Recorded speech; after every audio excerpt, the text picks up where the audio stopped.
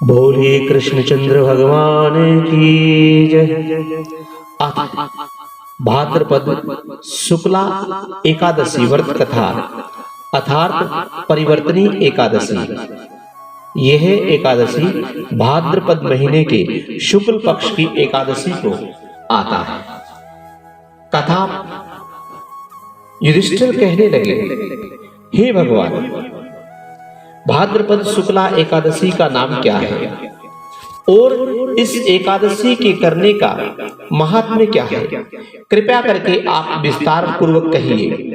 तब भगवान श्री कृष्ण कहने लगे कि हे राजन, इस पुण्य स्वर्ग और मोक्ष को देने वाली तथा सब पापों का नाश करने वाली उत्तम वामन एकादशी का महात्म्य मैं तुमसे कहता हूँ, तुम ध्यान पूर्वक सुनो। यह एकादशी जयंती एकादशी भी कहलाती है। इसका व्रत करने वाले मनुष्य को वाजपेयी यज्ञ का फल प्राप्त होता है। पापियों के पाप नाश करने के लिए इससे बढ़कर और कोई उपाय नहीं है। जो मनुष्य इस एकादशी के दिन मेरी अर्थात वामन रूप की पूजा करता है, उससे तीनों लोगों पूजे जाते हैं। अतः मोक्ष की इच्छा करने वाले मनुष्य इस व्रत को अवश्य करें। जो कमल नयन भगवान का कमल से पूजन करते हैं, वह अवश्य भगवान के समीप जाते हैं। जिसने भाद्रपद शुक्ला एकादशी को व्रत और पूजन किया, उसने ब्रह्मा विष्णु सहित तीनों लोगों का पूजन कर दिया। अतः हरिवासर अर्थात एकादशी का व्रत अवश्य करना चाहिए। इस एकादशी के दिन भगवान करवट लेते हैं, इसीलिए इसको परिवर्तनी एकादशी भी कहते हैं। भगवान के वचन सुन करके युधिष्ठिर कहने लगे कि हे प्रभु, मुझे अति संदेह हो रहा है कि आप किस प्रकार सोते हैं और किस प्रकार करवट लेते हैं तथा किस तरह राजा बलि को बांधा और वामन रूप रख करके क्या क्या लीलाएं की। चातुर्मास के व्रत की यह क्या विधि है तथा आपके शयन करने पर मनुष्य का क्या कर्तव्य होता है, यह आप बतलाएं। सो आप मुझे विस्तार पूर्वक समझाइए। श्री कृष्ण भगवान कहने लगे, हे राजन, अब आप सब पापों को नष्ट करने वाली इस कथा का श्रवण करें। त्रेता युग में बलि नामक एक दैत्य था। वह मेरा परम भक्त था। विविध प्रकार से वेद सूक्तों के द्वारा मेरा पूजन किया करता था और नित्य ही ब्राह्मणों का पूजन तथा यज्ञ किया करता था। परंतु इंद्र से द्वेष के कारण उसने इंद्र लोक तथा सभी देवताओं के लोगों को जीत लिया। तब सब देवता एकत्रित होकर के सोच विचार करके भगवान के पास गए और बृहस्पति सहित इंद्र आदि देवता प्रभु के निकट जाकर के नतमस्तक होकर के वेद मंत्रों के द्वारा भगवान का पूजन किया और स्तुति करने लगे। अतः मैंने वामन रूप धारण करके पांचवा अवतार लिया। फिर अत्यंत तेजस्वी रूप से राजा बलि को मैंने जीत लिया।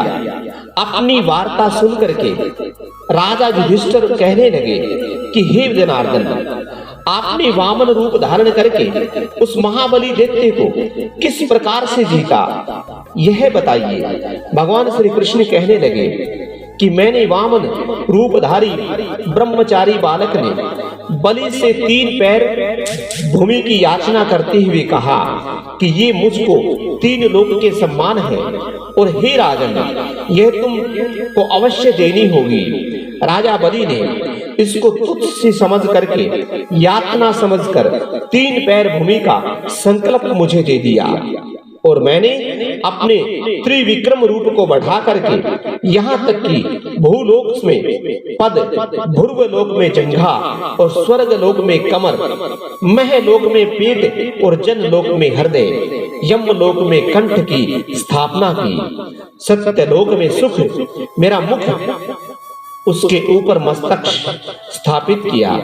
सूर्य, चंद्रमा आदि सब ग्रह गण, योग नक्षत्र, इंद्र आदि देवता और शेष आदि सब नागगणों ने विधि प्रकार से वेद सूक्तों के द्वारा प्रार्थना की।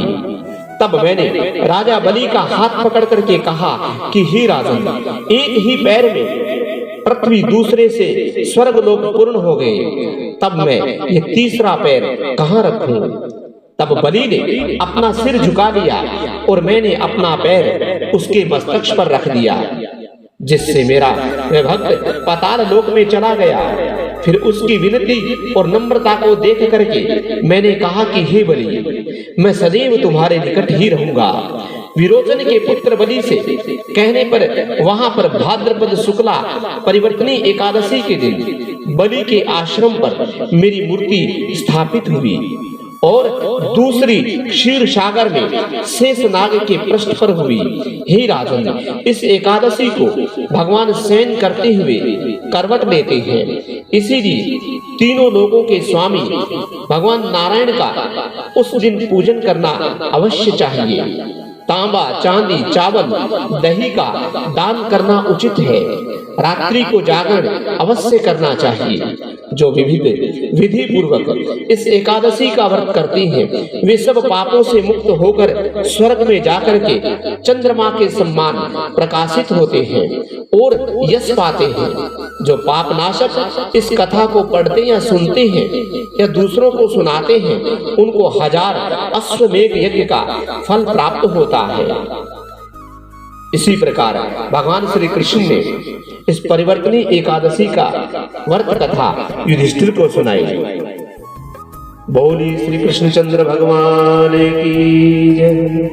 बोलिए लक्ष्मी नारायण भगवान की जय।